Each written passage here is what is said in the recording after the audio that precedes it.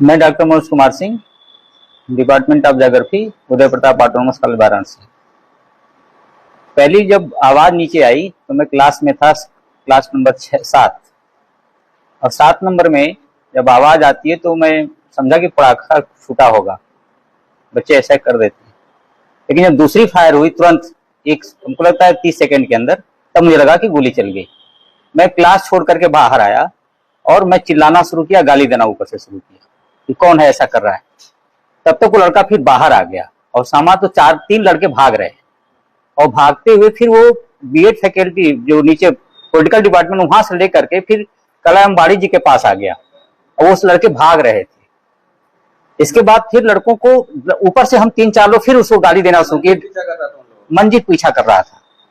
और उसके बाद जब वो लड़के नीचे आ गए तो हम ऊपर से चिल्लाना शुरू किए, लड़कियां भी बाहर आ गई हमारे साथ और लड़के प्रोफेसर भी आ गए और सब हम लोग चिल्लाना शुरू किए। तो वो भागा, फिर पीछे गया और पीछे गया तो फिर गोली मारा। आवाज आई, क्योंकि हम लोग ऊपर थे, नीचे देख नहीं पा रहे थे। तब तक वो हम लोग बीएड डिपार्टमेंट के सामने खड़े थे।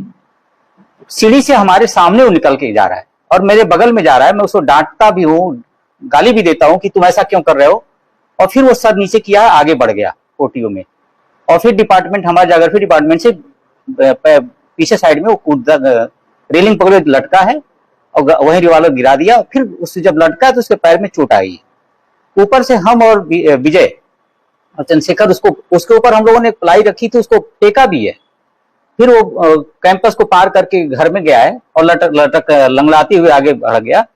इसके बाद फिर हम दौड़ करके आए नीचे। यस, वो 4 लड़के भाग रहे थे, चारों को टारगेट पर लिया हुआ था। इसके बाद वो हमारे चिल्लाने से 3 भगचे, नहीं तो वो और भी मारता।